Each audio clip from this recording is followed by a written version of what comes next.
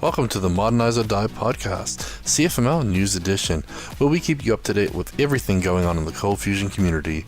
We'll share the latest news on events, releases to engines, frameworks, libraries, and tools, as well as spotlighting quality content from the community.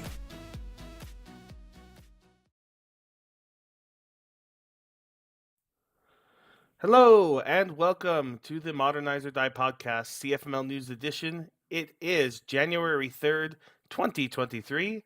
This is episode 178. I am Eric Peterson, a software developer at Ortus Solutions, and with me is Mr. Brad Wood. How you doing, Brad? Doing great. You know what, Eric? It feels like I haven't been on a podcast since last year. All right, dad jokes out of the way. Got them covered. That dad joke was very apparent. Sorry. All right. Now that we've lost all of our viewers, let's thank our sponsor, Ortus Solutions, the sponsor of all of our dad jokes. No, Ortus Solution, the makers of your favorite box products.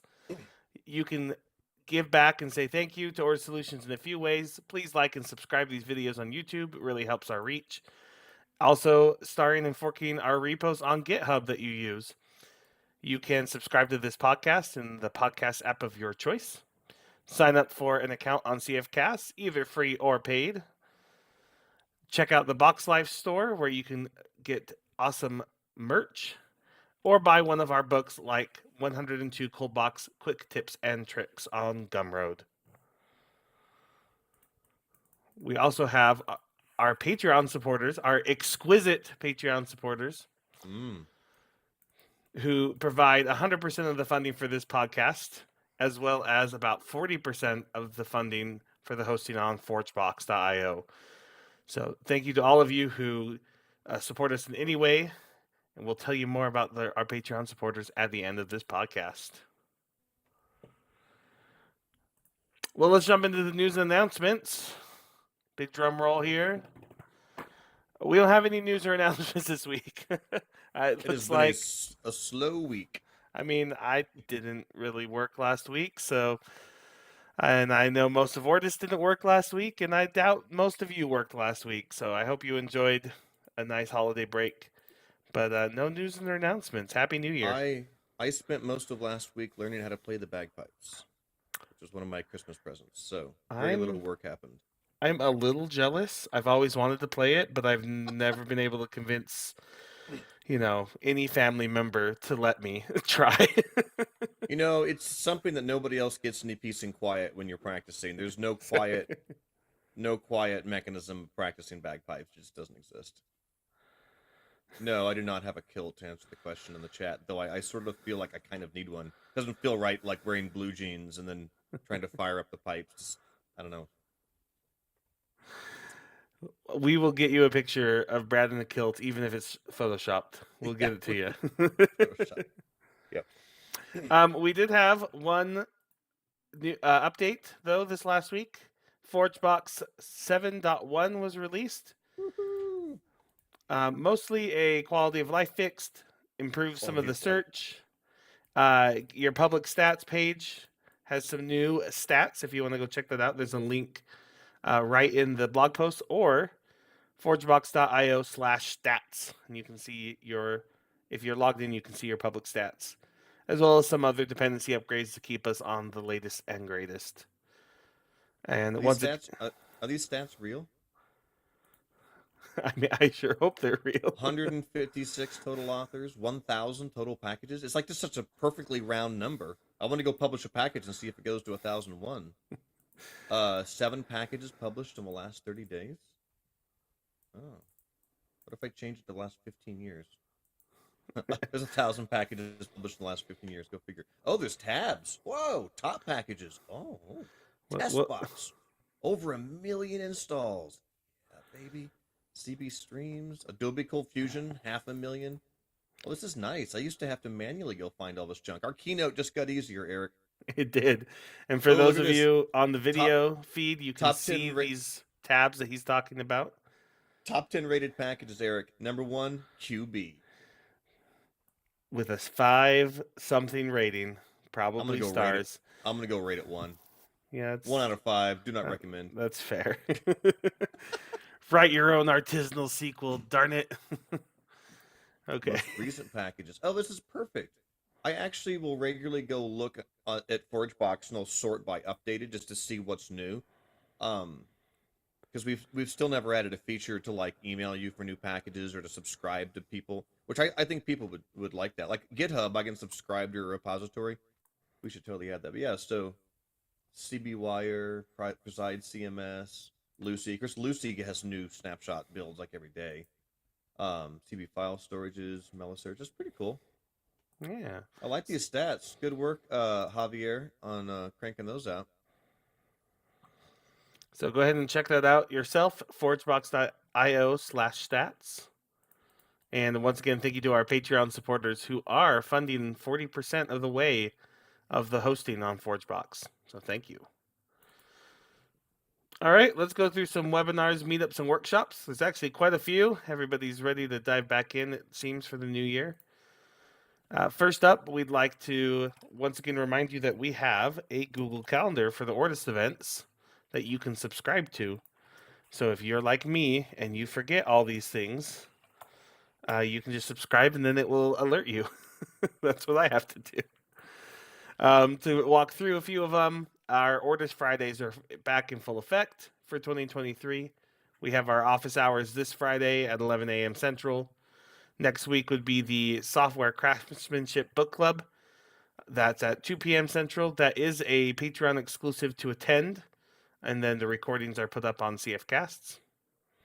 Our Ortus webinar will be January 20th at 11 a.m. The topic to be determined.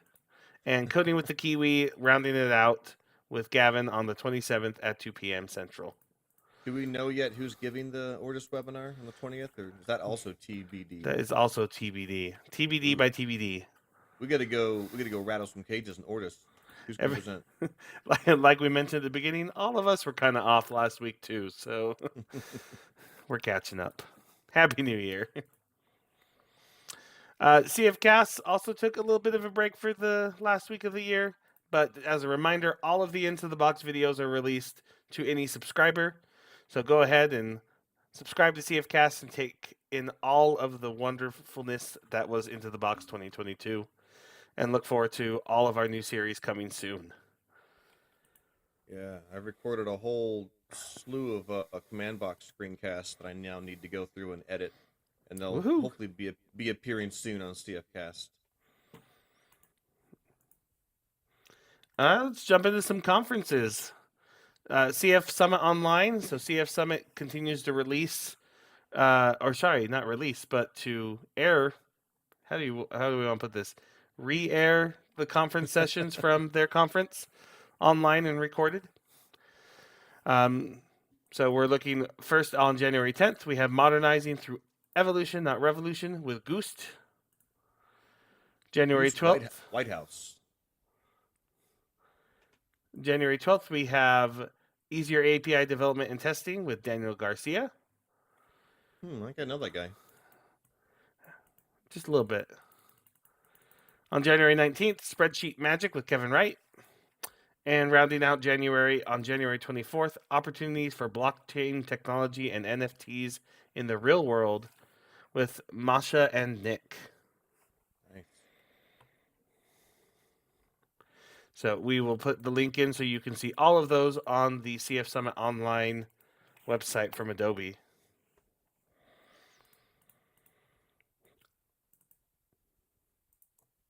There's a couple of VueJS conferences coming up. We have VueJS Nation at the end of the month, January 25th and 26th.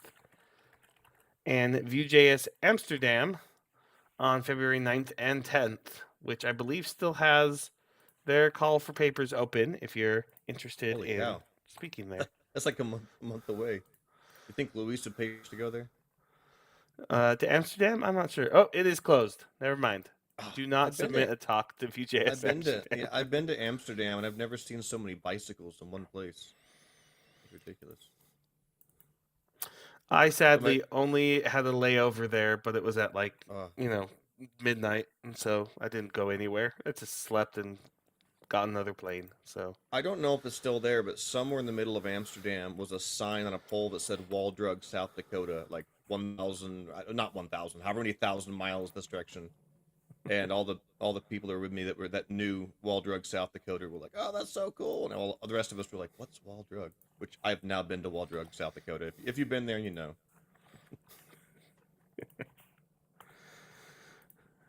We have one of your favorite conferences coming up in April, Brad. Nexus. Did you put in a proposal? I sadly missed their deadline this year. Oh. But I'm still looking forward to going. So I should holler at Luis and be like, "Hey, if we're going, we should probably start looking at airfare. See who wants to drag over there." I believe we had a couple of Ortus people put in, but we haven't heard back yet on speakers. So stay tuned to see if any of the people that you know are going to be speaking there.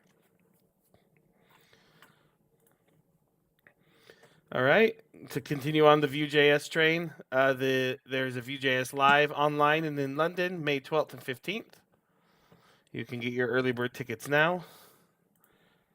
You know, as much as we stump for VueJS in this podcast, can we get some of the VueJS patrons to help pay for this podcast? We do like Vue. I mean, but I feel like CBY is kind of coming for it. I'm wearing an AngularJS t-shirt today, I think. Oh no! It's a Dev Nexus t-shirt is what it is. But AngularJS, so this is the back in the 1.0 days, right? I don't even know. The t-shirt was free, that's what I know. You're like, it's a JavaScript framework. I didn't pay attention. They're all the same. All right, now we're in the good stuff. Into the box. Into the box 2023. Edition. That's right. 10th edition. May 17th through the 19th. That is 5 months away. Yeah. I'm very excited. So officially the call for speakers is closed, but I know you can click on the link and still fill it out. Have we... I don't think we've selected the topics yet. We have not. So we wouldn't even notice if you were just to go slip one in there. We'd be like, "Oh, look, a topic." And we would love it. So go ahead and if your New Year's resolution is to speak at more conferences, send us a paper. And we already have a registration that's come in. Maybe more than one. I saw one, at least one the other day. So that's pretty fun. As Luis would say, registrations are pouring in. You said we had one, and we're saying pouring in? I said Luis would say pouring in. I would say we have one. God. I don't know. We may have more than one. I just saw one. So there is some positive integer number of registrations that have already come in. A number of registrations, Eric, have come in. I'm glad it is a integer number and that we don't have 1.5 floating points. that math would just not work out. Actually, I see two that have come in an Eventbrite. Dang. Yeah, this filling up, guys. Get them before they sell out. Holy cow. I believe one of the VueJS conferences called those blind tickets you buy before you know who's speaking. So for all of you that are doing that, all two of you, and whoever else is going to after this, thank you so much. David Bellinger and Seth Stone, they're the early birds. Yeah. They're ready to go. You get a very nice discount on that, and you support us, so thank you. That is May 17th through 19th. It's going to be amazing, and we hope to see you there, and hope that if you're interested, you throw in a proposal our way. We'd love to have you speak there. CFCamp is back. Are you going to come this time, Eric? I do not think I can make it this year, but I am looking next year, especially because it would be my and my wife's 10th anniversary. I think that could be a fun thing to go speak and then take a week in Europe. Wow. Yeah, I'm coming up on 20th anniversary here in a year.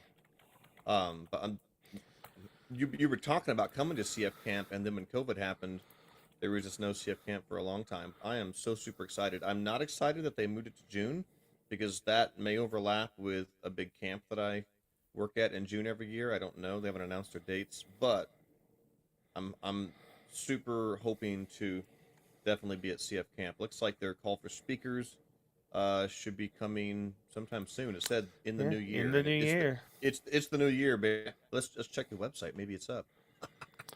It just says, stay tuned. Stay tuned. Okay, all right. Staying tuned.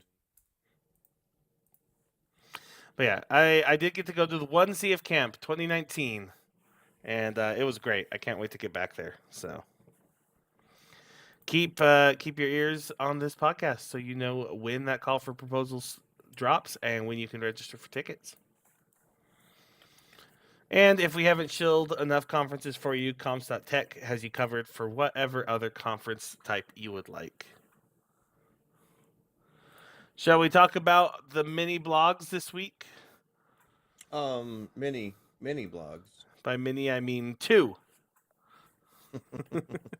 Like we said, it's a slow week. One of them was the top 10 blog post blog, so it's like a blog of blogs. It's a meta blog. Ooh. That's right. We had the favorite Ortus content of 2022. We highlighted our top blog posts and top CFCasts series. You want to guess, Brad, what the top blog post or top CFcast series was without looking? Well, I've already looked. I have it open. I'm looking at it right now. Okay, so I can tell you what they are. Sure, go ahead. I know. built with Cold Fusion and Ortus, which was our built with CFML and Box project to track. Because people always say, I need good examples of Cold Fusion sites, right? To tell my boss. And so we wanted to help curate a list of that. CF config release, ForgeBox release, CB mail services, Fluent Mail for all, command box releases, how to make Windows folders case sensitive. That's probably one Gavin wrote because I know he spent a bunch of time messing with that. Tips and tricks for writing drier, more reusable code in Cold Fusion. Software craftsmanship. Why should you use third-party libraries versus rolling your own? It's actually a question we field quite a bit sometimes. People say, why should I use your framework? I could write my own. More case sensitivity issues on Windows. No more page refreshing with CB-Wire and TurboDrive. I didn't think I read that post. And we also have the top 5 favorite CFcast video series. Ortus Webinars 2022, Into the Box 2022, VS Code Hints, Tips, and Tricks of the Weeks, ForgeBox Modules of the Weeks, and the Software Craftsmanship Book Club, Clean Code. That's a good list, and they're all linked, so you can click on them, and you can read them, and you can check out the CFcast videos. I wanted to highlight the built with CFML and ColdBox in case you haven't seen it before. It's actually a Git repo, and you can open a pull request and add in your company to it. You can say the technologies you're using, what engine you're using, and so we can maintain that repository of companies using Cold Fusion. So if you haven't done that, go ahead. Then we had one blog post by Mr. Ben Nadell showing an error message in the on-error method in application CFC. So this mostly was about when you can show the full template error message and when you should handle it a different way because the transaction has already been, or the response has already been committed. If you haven't dealt too much with responses being committed, once you start sending headers back to a browser, any data back, it's hard to change midstream. It doesn't really like that.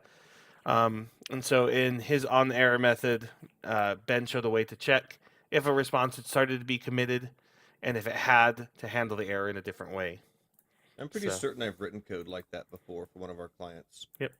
Where we would occasionally get an error, and the on-error, there'd be like response is already committed, and we had to find a way to work around it.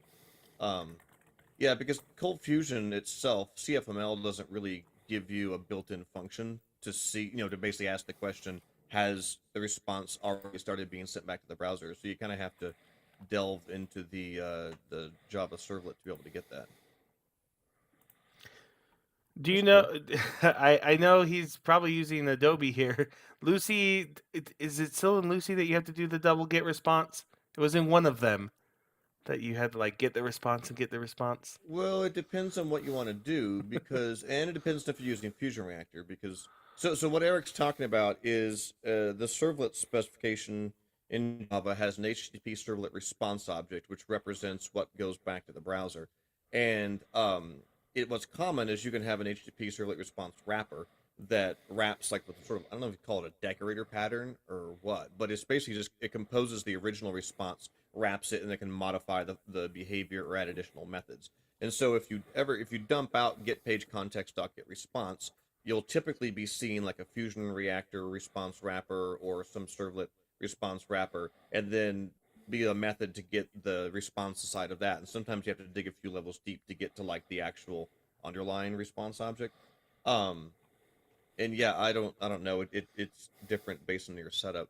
But like I said, it depends on what you're calling. It's like chances are the is committed method, which is what Ben's using in his blog post, in each of the wrappers just delegates to the composed response object. So you could just call the outer response dot is committed and it would be fine. But if you're needing to get something, like if I'm wanting to get something undertow specific, say, out of undertow's servlet response object, I have to dig down through the wrap chain of responses until I get to undertows, which there's no pretty way to do that. And it's kind of brittle, but yeah, I've definitely written that code before. So I am looking in the ColdBox source because I knew there was something there. Yeah. Adobe, to get the page context response, like that underlying one, you have to call get response on their wrapper, whereas Lucy does not have a wrapper, it seems. So there's a helper method in the ColdBox bootstrap to get the page context response that we want. So just funny. Yeah, I'm kind of curious why that was necessary, though, since, like I said, most methods automatically delegate to the actual response. So I'm really curious why that was necessary. And I also don't like that code because that could easily break in any future version of Adobe or Lucy. Or, like I said, as soon as you drop in Fusion Reactor, there's another response wrapper that gets added. That was added 5 years ago for Adobe 2016 compatibility. So maybe it's not needed anymore. Who knows? Probably not, though, because then everything else would be breaking. If we're lucky, there's a unit test somewhere that was added along with it that would show us what it's doing. But if we're unlucky, it was just a random fix that somebody threw in. All right, let's jump into the jobs. Find a job this week. There was one new job added this week, a remote developer position out of Fort Washington, Pennsylvania for M3 USA. We'll throw that link in the show notes. Get CFML Jobs has over 38 positions from 25 companies across 22 locations and 5 countries. Additionally, you can always look on the Ortus Solutions website in our About Us section for career opportunities, as well as the job channels in the CFML Slack team and the Box team Slack team. To answer a question in the chat, David Levin asked, for Into the Box, are the workshops on May 17th? I believe that is the case. The workshops, one-day workshops on the 17th, and the conference on the 18th and 19th. Okay. Well, let's go do our ForgeBox module of the week. This one is a old one, but a good one. I say old. It's not actually that old, but we've covered it before. And it is CBFS, which stands for ColdBox, I don't know, file system? That's what I always think, but it could be, I think they call it something different. They call it file storages. Oh, really? Yes.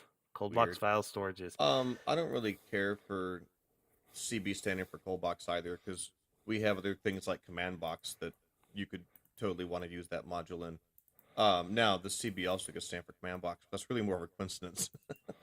Or content box, or when Luis started the kind of the CB prefix, that was way back in the day when ColdBox was literally like our only project, and so it was kind of just like CB blah. I never really cared for it. I never put CB in front of my project names, but that was just me.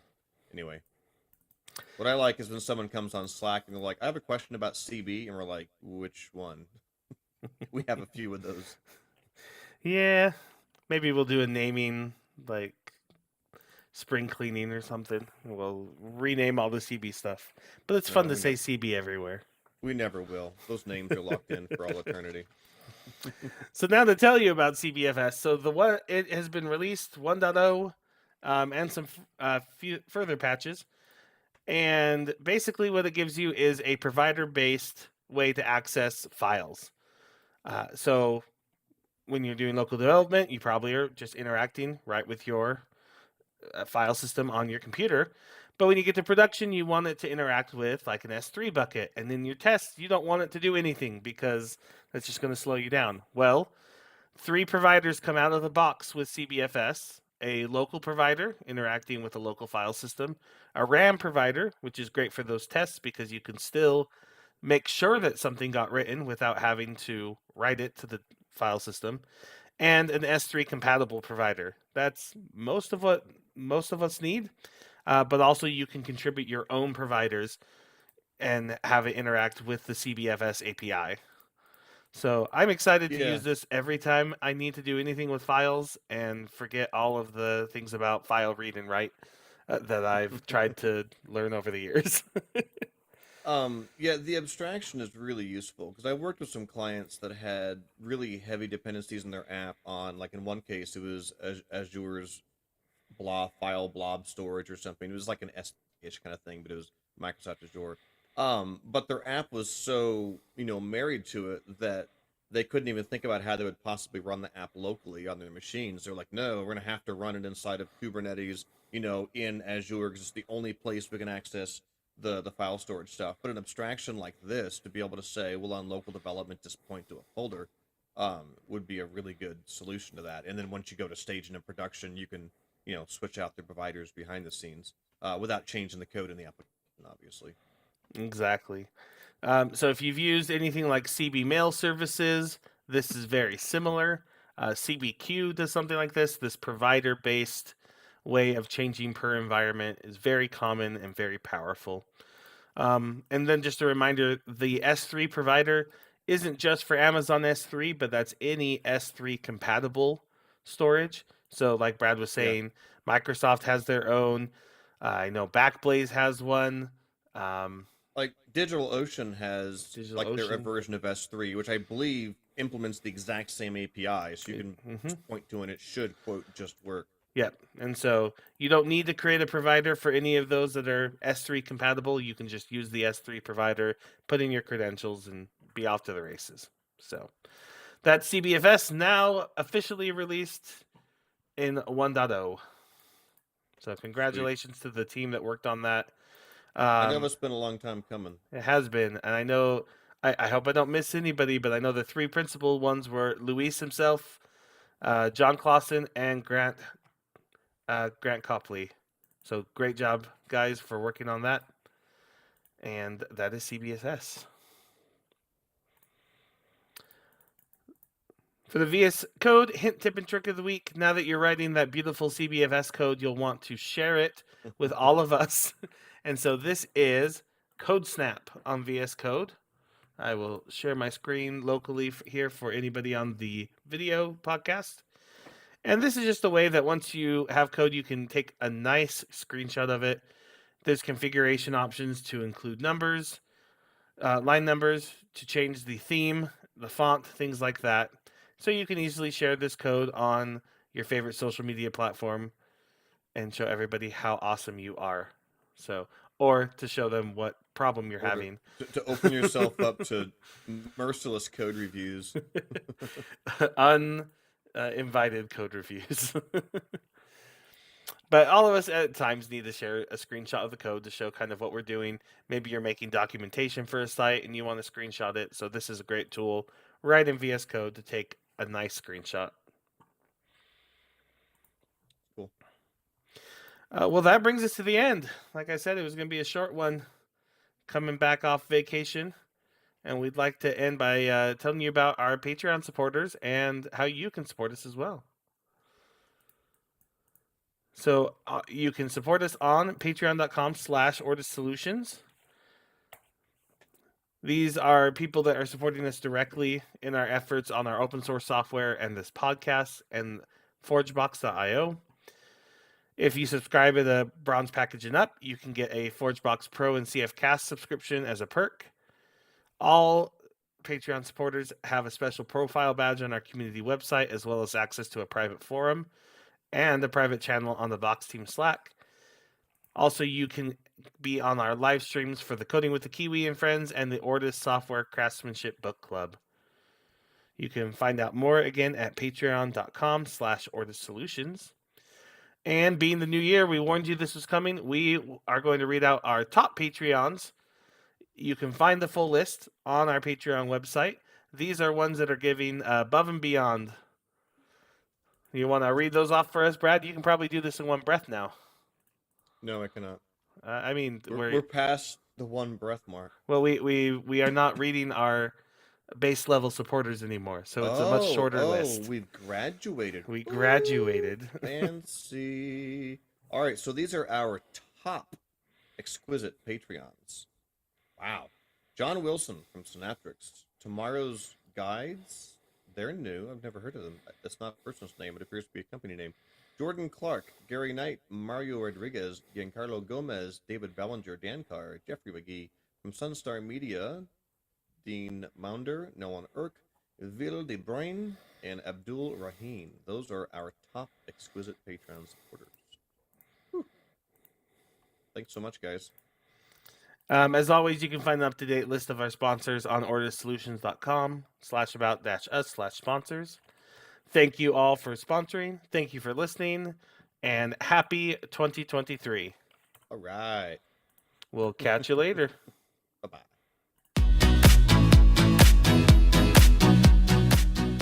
Show notes for this episode can be found at cfmlnews.modernize.io, where you can also subscribe to your favorite podcast player like Spotify or iTunes. We also have the link to YouTube to find more videos just like this. The music used in this podcast is under a royalty-free license from Sound.com and Blue Tree Audio.